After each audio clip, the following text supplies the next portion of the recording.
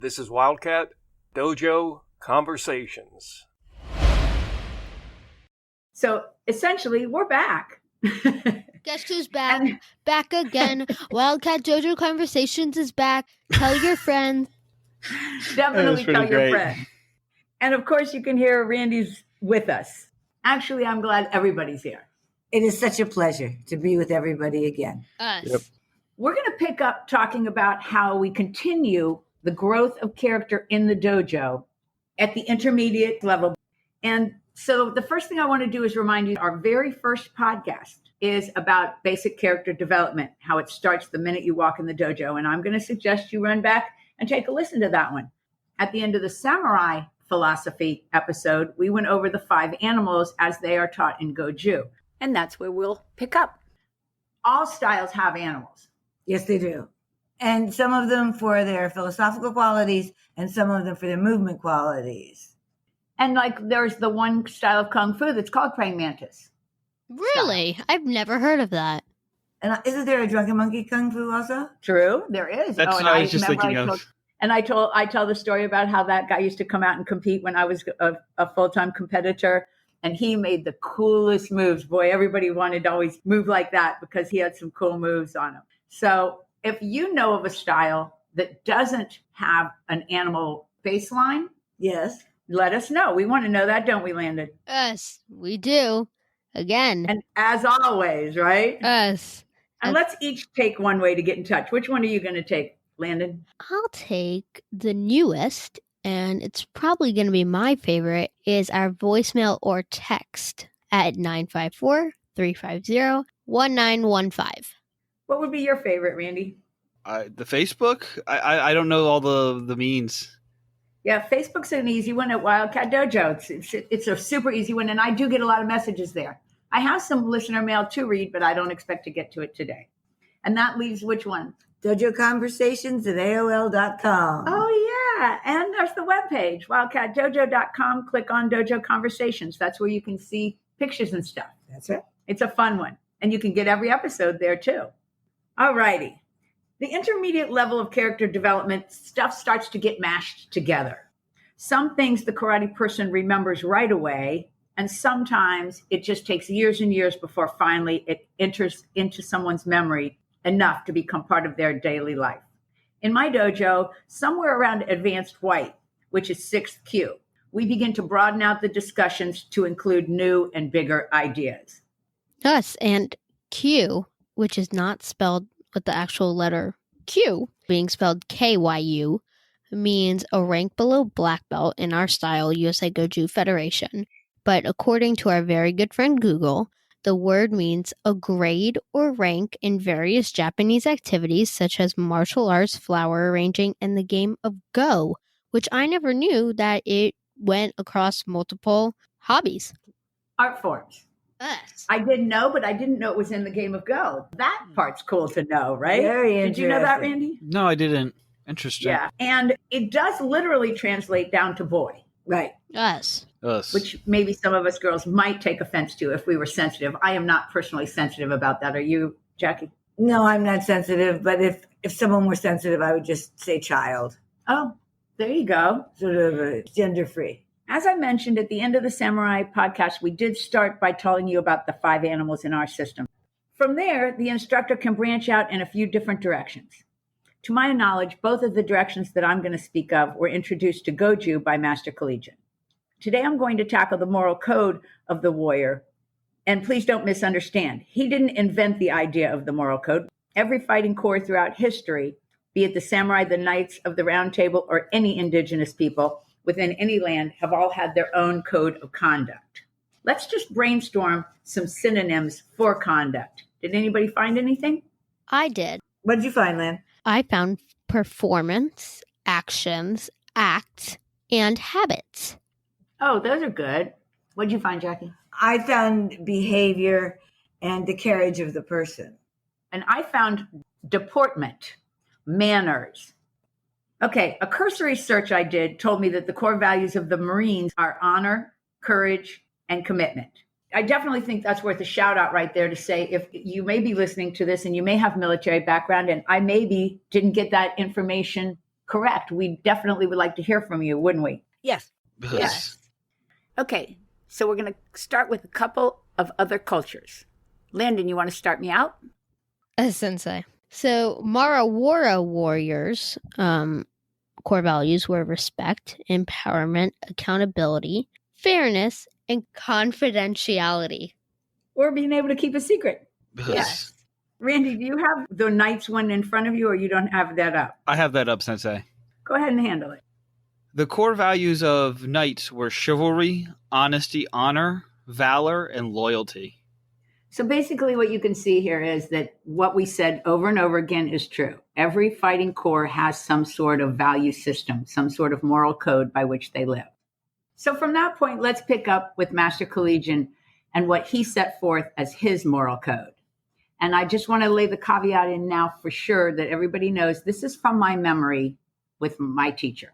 Any mistakes are solely on the part of me. And I would love to hear from you if your memories differ a little bit. That would be nothing but a learning experience for us, right?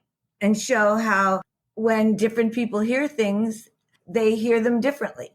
Which sounds redundant, but isn't. And I did just say that. Karate people pick things up when they finally pick it up. That's right. His code was honor, loyalty, courage, compassion, wisdom, and justice. And he would interchange benevolence with compassion, and he would interchange bravery with courage.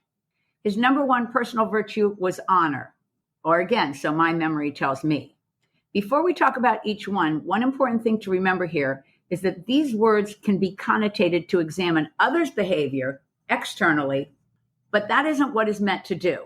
The code is for the person to examine their attitude, their actions, and even their intent. So my personal code is for me to examine my attitudes, actions, and intentions. So it is, do I act in a way that is honorable to me? Not does the guy in daily life act honorable towards me, because that would drive you crazy, right, guys? Yes. Yes. When you flip that table like that, it really gives you a whole new perspective I think so. on what we're talking about. Yes. And it's not to evaluate someone else. It's only to evaluate oneself. That's what it's meant for. That's what the code is meant for. So let's round robin some quick things that come in our head. So I use the word connotation to mean that, for things like honor. Like to act in an honorable way to me is to treat people respectfully. To be truthful to yourself and to what you tell other people. I'd say it's also to do what you say you're going to do. If you say you're going to do it, do it. That's a good one. Yeah, for sure. Yes, I agree with Randy. That's a I good guess one.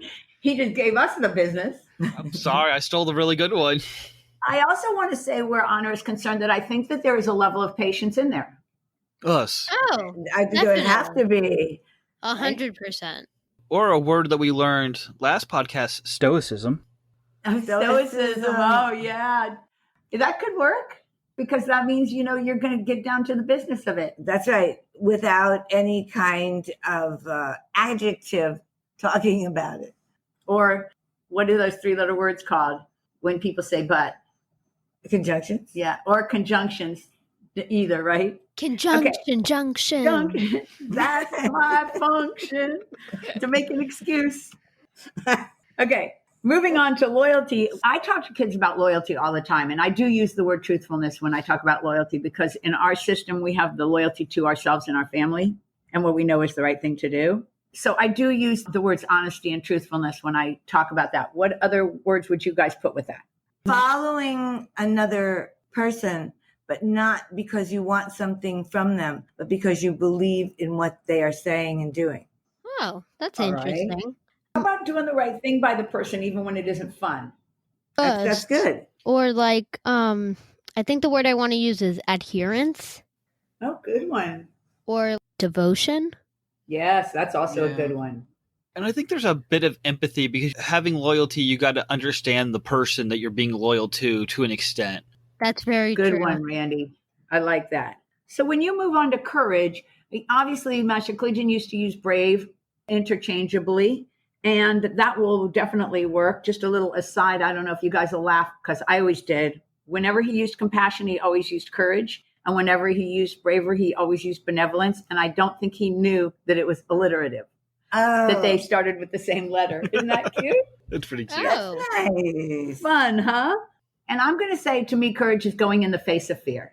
Stepping up to do the thing that you have to do, even if you don't want to do it. Huh.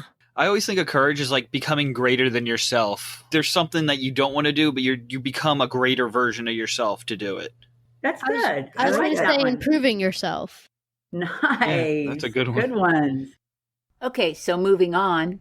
Compassion has a lot of characteristics that you could join in. I'm going to steal yours, Randy, and say, in order to have compassion, you really need to be empathetic. You need to feel what somebody else is feeling. Yes. Not only do you need to feel what they're feeling, you need to try to put yourself out of yourself to become part of them. Because you might understand it, but you might not be able to feel what they feel. Okay, so have an understanding of it. Good one. That's true, because you don't want your compassion to override your intelligence. Yes. Sometimes we give too much. So pulling yourself back in compassion to do it for the right reason is the best form of it. I think you're going down the tough love lane there. Or the fool me once, shame on you. Fool me twice, shame on me. Good ones. Yes. Both of them good ones, right? Yes. There's a fine line between being helpful to someone and letting them take advantage of you. And I don't even know if you understand that completely, Landyn, but you might, because you live in the accurate world, to steal one of Master Collegian's favorite sayings. Us. Okay, justice. I actually looked up justice for my advanced students one day. I carried the definition around in my karate bag. And the most interesting thing to me that I found about the word justice is, when you look it up in the dictionary, please do. And you'll see this. It means to act in a just way, not necessarily to get even. Wow. And then when I talked about it to my brown belts, to my teenage class, that's what they said. Wow. Because it's all about our actions rather than, say, going to court. Many years ago, one of the black belts brought in a drawing, and it had the honor, loyalty, courage, compassion, and wisdom as spokes of a wheel. Mm-hmm. And justice was the wheel around them. And it said that justice was doing the right thing with a capital R to all of these spokes of the code. Very cool. Very cool to know.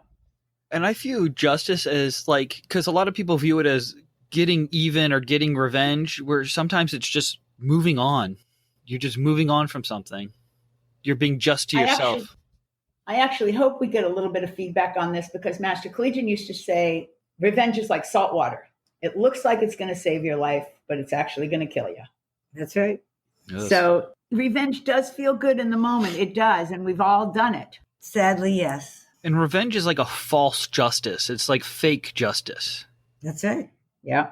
And it keeps the poison inside of you for whatever the horrible deeds are that you're getting even from. And we've all had bad things happen to us in our lives. So, Yes. And so I'm going to finish with coming back to wisdom, though, one that's not quite so horrifying and controversial. When Master Collegian used to talk to me about the code, he would encourage all of us to establish our own and shape our own code around our own personal life, not just say the ones that he thought. And I do that same thing for my advanced students. And so when I got to thinking about the code, I added the word technology to my personal code, and not just the word wisdom, which when I had conversations with him, he would say they were the same thing to him. But they aren't to me, because to me, wisdom is the things that life teaches you. Like how even though revenge is going to feel good in the end, it doesn't feel that good. Where technology is something that I have control over. I can get it by repetition, repetition, repetition. And we talked about it many times during our time together, and he always teased me about how I made it into 2 words instead of 1, making it into more than it needed to be. But he let you keep your thoughts. And I'm not even sure I like to say it that way. Like, somebody can't take your thoughts. That wouldn't make sense to me. He didn't, I don't know that his intention on his teasing me was to get me to change my mind. I never got that feeling. We just teased each other kind of because, we'd been together for 30 years, for crying out loud, by that point.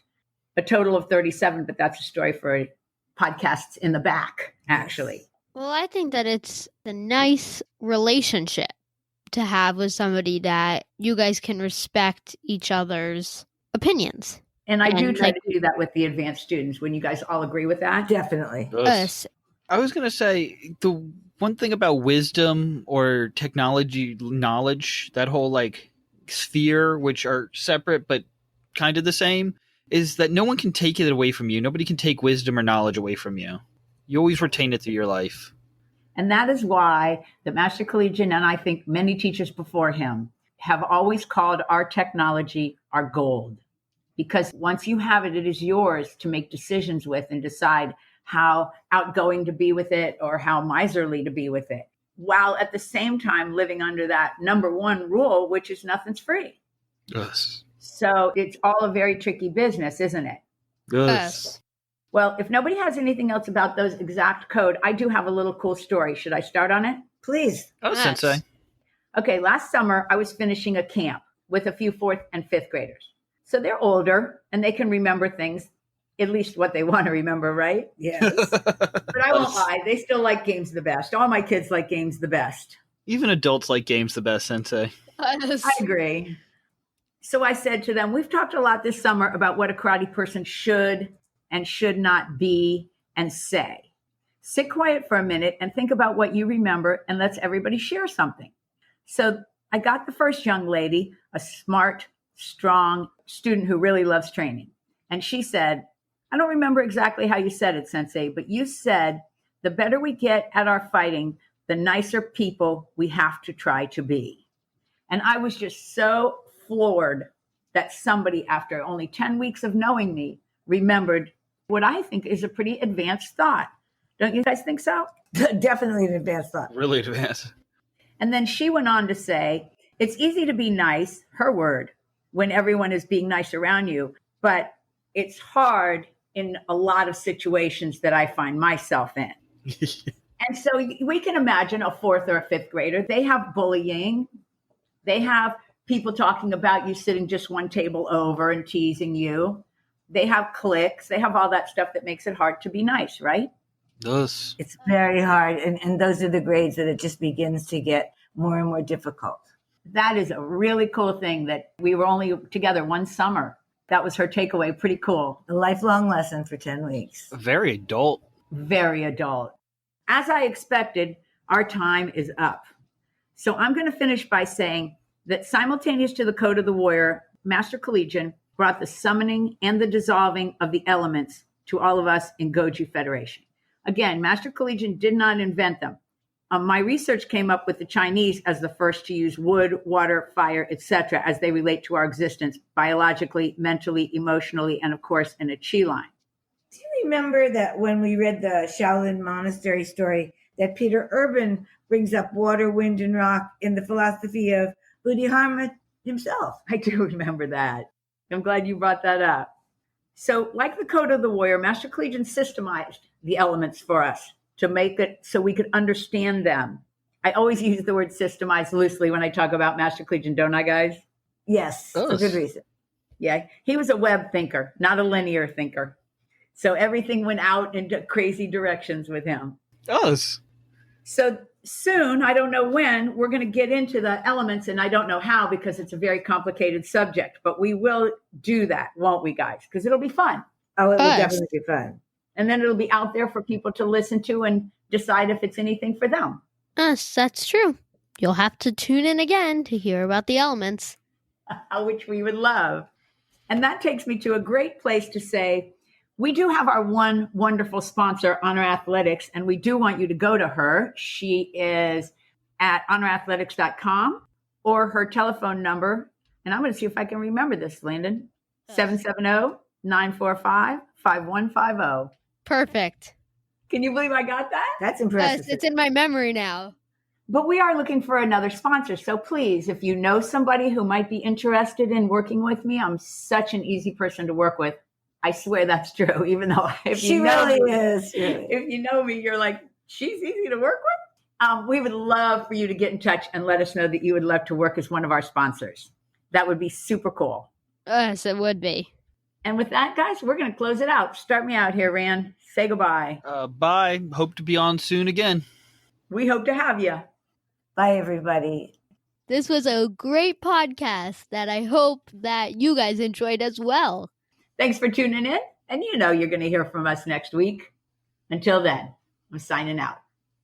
Thanks for being here. Hope you join us again next week on Wildcat Dojo Conversations.